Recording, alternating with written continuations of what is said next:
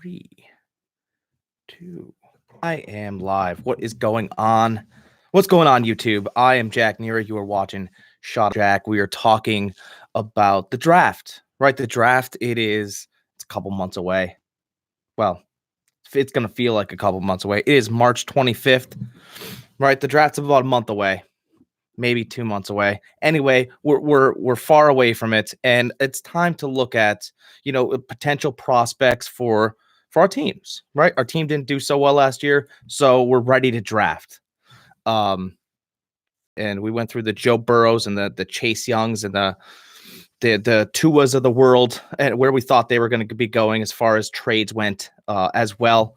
Um, you know, Today we're going to do 11 through 20. For those of you that are watching, that includes, your teams like the Jets, teams that faltered last year, just barely missed the 49ers, barely missed the Super Bowl. Who will they be picking up? You'll also have teams mixed in there like the Cowboys and the Miami Dolphins and the Denver Broncos. Those teams are all trying to better their chances, and they're trying to pick up certain guys. There's a lot of talent out there. Let's talk about some of that talent. All right, so we had the Browns at 10 taking Mickey Becton from Louisville. That's where we left off. Look, if you guys are watching. If not, go onto Facebook, check out Shot of Jack, give us a like, subscribe here as well. We'd appreciate that. Today we start with the Jets. The New York Jets are on the clock at 11, and the projection in some circles out there is because they let Robbie Anderson go, or they don't want to pay him. Robbie Anderson's a nice mid-tier wide receiver. He's no Randy Moss. He's not Jerry Rice. He's a nice receiver. Is he going to go out there and put up Odell Beckham numbers, or, in his prime Antonio Brown or even Julio Jones? No. Robbie Anderson, he's living in the golden year of the wide receiver, but I don't want to pay him a bunch of money. Like, that's just me, So the Jets are looking to draft a wide receiver, and it looks like they're going to take CeeDee Lamb. Now, I watched some tape today. You guys watch some tape on YouTube. There's excellent YouTubers out there making great tape. So that's what we did today. We went out and we watched tape on all these guys, and I'm just going to project some of that to you. CeeDee Lamb, he's a tough wide receiver.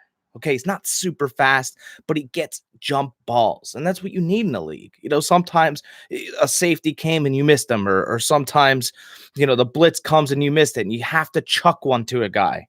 If you have to chuck one to a guy, CeeDee Lamb's a good, tough wide receiver. He's had a bunch of professional quarterbacks throwing the ball, right? He's had, the Baker Mayfields. Last year, he had Jalen Hurts. He had Murray 2 years prior. Okay, so he's had a bunch of he's had a bunch of quarterbacks, professionals throw him the ball already. So I believe that he's a great jump ball wide receiver. I think that's his greatest strength. He runs good routes. There's nothing phenomenal that stands out about his route running. He's just kind of a jump ball, go and get it kind of wide receiver. I don't have a professional comp. There are a couple guys out there talking about Jarvis Landry. That's not bad. I mean, the skill set is not outstanding. It's not. But if you're looking to fill a gap that Robbie Anderson is going to leave, I think CeeDee Lamb fits the bill. I think that'd be a good draft pick for the Jets. Pair him with Sam Darnold. Sam Darnold doesn't throw wide receivers open anyway. So why don't you have a quarterback that can chuck it and a guy that can go up and get it? I think that's a nice concrete partnership you can put together as far as the Jets fans go. Number 12, which is probably who I would draft if I were the Jets. I've watched some tape on him. It's really good tape. You got Jerry Jeudy out of Alabama. Your Todd McShays, your Mel Kipers. They said that he's probably the greatest route runner that they've seen in college. And I'll tell you what, the tape doesn't lie. This dude can get himself open. He not a speedster, not a great jump ball guy, because he doesn't have to. Like, at the line of scrimmage, he's figuring out where he's going to get himself open. That's how good Jerry Jeudy is. Jerry Jeudy he can get open. He's an excellent route runner. Some stuff we wrote down from, he plays football almost how Allen Iverson used to play basketball. He got you with a crossover. He makes you feel uncomfortable. He puts pressure on you. If you're trying to, if he has like a wishbone route, you can't. His hips move. They're so quick. His hips move so quickly back and forth that you're not sure which way he's willing to break off in the wishbone. That's the best as I could. He's a safety's nightmare. Jerry Jeudy is going to get himself open. He's a walking 1,000-yard receiver. He's getting 100 catches. At 12, the Los Angeles Raiders are projected to take him. If they put him together with Derek Carr and the other the Alabama running back that they took the year prior, I mean, Mike Mayock's he's shutting down all the doubters. I mean, let's put it that way. Oh, like, a guy can't go from TV to be a general manager of a team. Yeah, he can. And he's doing an excellent job, and he's working with Gruden instead of working against him. They collaborate together well, and I think the Raiders organization's heading the right direction. If they take Jerry Jeudy, Derek Carr's not going to have to worry about arm strength or anything. Jerry Jeudy will be open. That's what Jerry Jeudy does. If you guys know anything about any of these players that you would like to comment, by the way, comment. I'll send mine in. There, I'll get us started. So let's talk about the upcoming NFL draft. Let's all talk about it. Right? We all watch football. And I'm almost positive that'll be the only sport that we will not be missing any of. All right, on the clock, San Francisco 49ers. I know we have 49ers out there, fans out there. One of my good friends a 49ers fan. I felt bad for him, but I did want to see Mahomes get that Super Bowl. 49ers are going to draft Henry Ruggs III. That's at least the rumor in some circles. Henry Ruggs III, I think, could go much higher. He's fast. That's really all you need to know about him. Is he a great route runner? Doesn't have to be.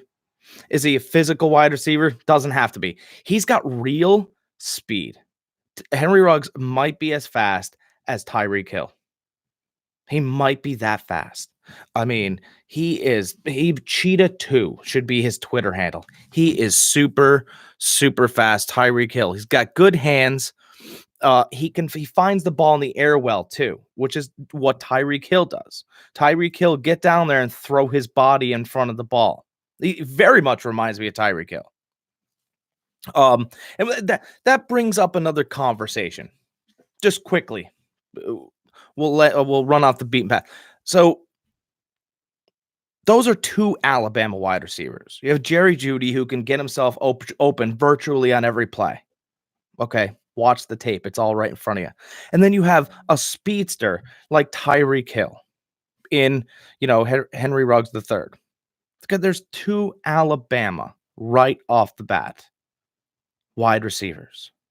Think about that. How good, and I'm not discrediting anything he's done, but how good was Tua? When you have a guy like that has Tyreek Hill-like speed, and then you have a guy, Jerry Jeudy, who can get open at all times. Think about that. That's what if you really want to sit down and start thinking about quarterbacks and how they adapt to the pro game, how good is Tua? I'm not sure.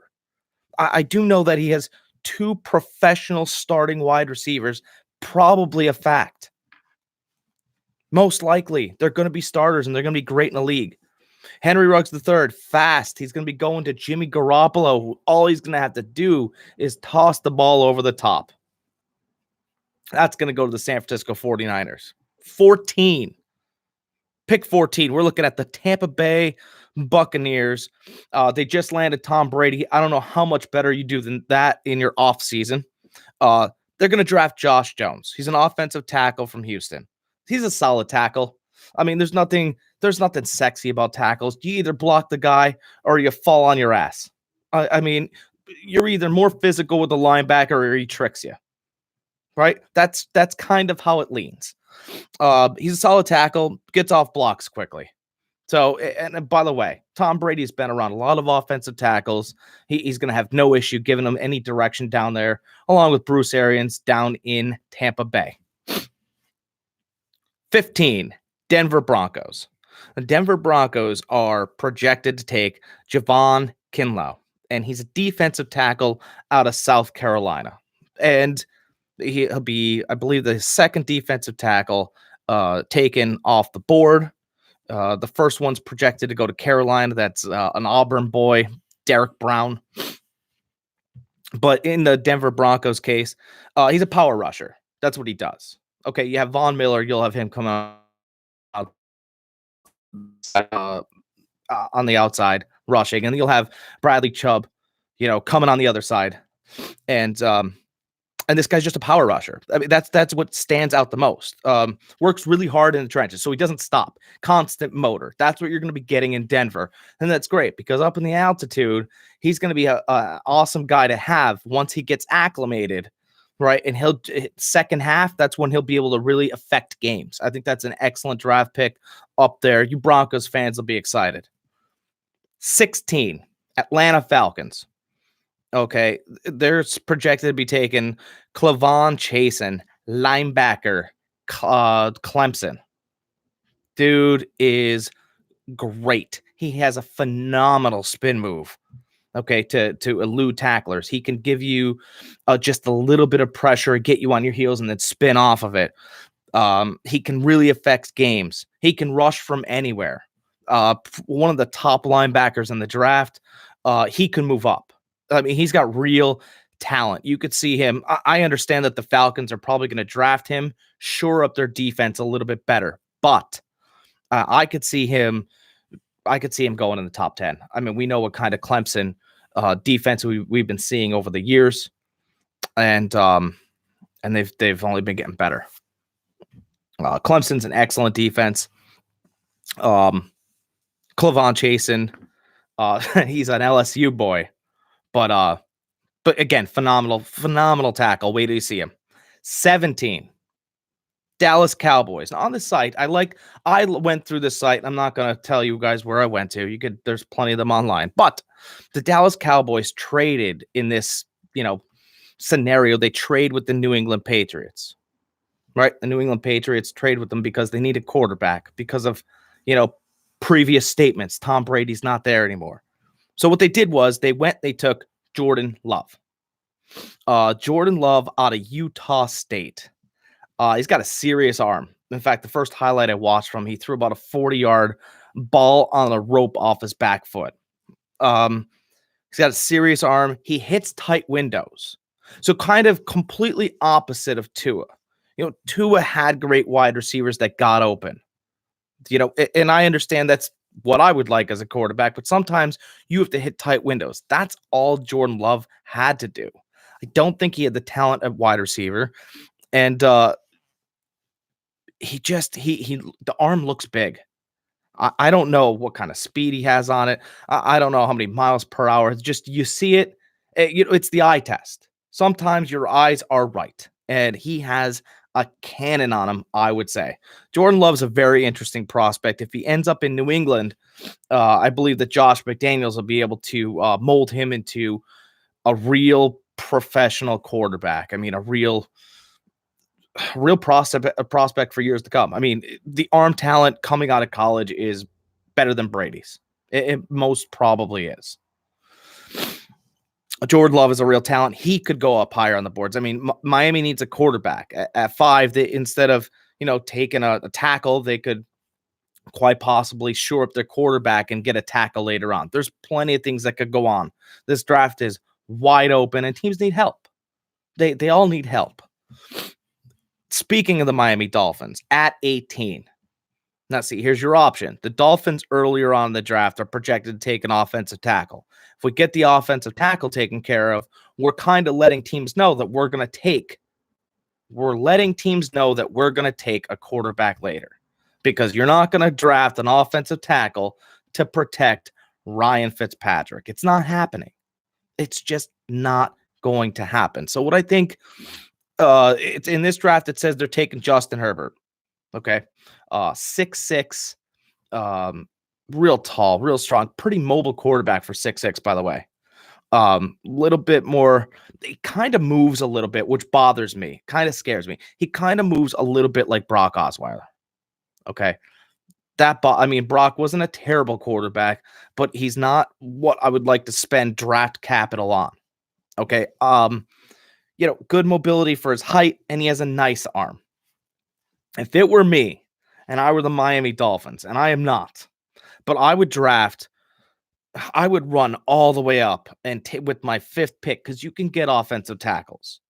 Okay. I really believe that Jordan Love is a really great talent. I really do. I think Burrow's probably one. I think Tua you have to consider as a great talent before the hip injury. I think Jordan Love's that good.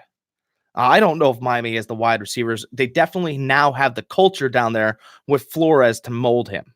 I think he's that good. I think if you draft a tackle early and you have a really, really old quarterback, you're telling people you're taking a quarterback later. It's like showing them some of your cards. I think if you take the quarterback early, there's enough offensive tackles out there, and you're not letting people know what you're going to do. I think it's much more valuable to take the quarterback first, offensive tackle second. That's just my opinion. If you love Herbert, then wait. I don't love him. I don't think he's bad, but I think you really need to protect a guy who's 6'6". Sure, he's mobile, but I mean, you're going to lose out, in my opinion, on Jordan Love, who I think is a better talent than Herbert, one pick before you, and that would right inside the division if New England decides to trade up. So those are decisions you need to make, Miami. 19, Las Vegas Raiders. We started off into this round, and the Raiders had the second pick. They took Jerry Jeudy. I think that's a great draft pick if he falls that low and if they get him there. Now they're going to take CJ Henderson, Florida. He cornerback. He's a ball hawk. There's not much more to say about him. If the ball, wherever CJ Henderson is in his highlight reel, at least on Florida, he's by the ball. He's going to find it. It's going to fall out of your hands. He's going to slap it out of your hands. He's going to intercept it. Everything that shows is just him getting interceptions. And I understand that's a highlight reel. He's not a great tackler. He doesn't need to. He doesn't blitz a lot. They want him wherever they think that ball is going to be. And I think that's a great deal for the Raiders to get. I think, listen, if you're trying to build your team, you're trying to get the offense and the defense, right? You're trying to make them grow up together. And as long as that's your goal, right, put talent on each side. Don't make the other side struggle any more than the other one. I think the Raiders are doing a good job working both ends of it. And number 20, we said we were giving you 11 through 20. 20, the Jacksonville Jaguars are going to select Austin Jackson, USC offensive tackle. I don't know why. I really don't. Unless you really believe that Gardner Minshew is the guy. And if you do, then great. If Gardner Minshew is the guy, if Minshew Magic is about to, ring in a new era in Jacksonville, and you're so excited about what he's going to be for your franchise, and then you wouldn't have brought in Nick Foles and you wouldn't have drafted a quarterback. I just feel like Jacksonville doesn't know what they're going to be. They don't know what they're doing. In the first round, in the 9th pick, they're projected to take a cornerback out of Ohio State. Okay, so you're bolstering your defense, and then you're going to take an offensive tackle. Like, do you have a plan at quarterback if Minshew doesn't work out? You were keeping Coughlin. Now you let Coughlin go. Now you got rid of him, definitely. What's going on? Jacksonville is a mystery, right? That's what we know about Jacksonville. It's not Miami, right? It's not Tampa Bay, right? It's not Disney World. It's Jacksonville. It's a mystery. Yeah, it's in Florida. Is it Swampland? Isn't it Swampland? We're Jaguars. We're trying our best. They had their best years with Coughlin, and he got old and hard-nosed towards the end. And I just don't believe in drafting an offensive tackle here when your quarterbacks are off the board. Now, maybe that says that they take a quarterback at 9 and then they take this tackle later on. I'm not exactly sure. But I do believe the one thing I think we can all agree upon, right? If you take your offensive tackle before you take your quarterback, you're putting the cart before the horse. Quarterback has to be most important and then get him protection. Figure out, make the decisions anyway. You wasted a pick. And most importantly, you let everybody else know what you were doing ahead of time. Just my opinion. I would strip the quarterback first, and then I would take an offensive tackle. And that's mostly what your successful teams do. 49ers they traded for Garoppolo. They drafted an offensive tackle. Seemed to be a pretty successful franchise, even though they lost in the Super Bowl. Guys, we'll be back here frequently to update our draft board, and we'll give you some more information. And if you guys have a favorite team, let me know. Mark your team down in the comments, and we'll do some extra homework. Right? I want to give you information, and I'm sure we all want to learn something. Subscribe down here. I believe there's a button right down in this area. Just subscribe. Give us a shout out. Share to your friends. We appreciate all that stuff. We'll see you next time.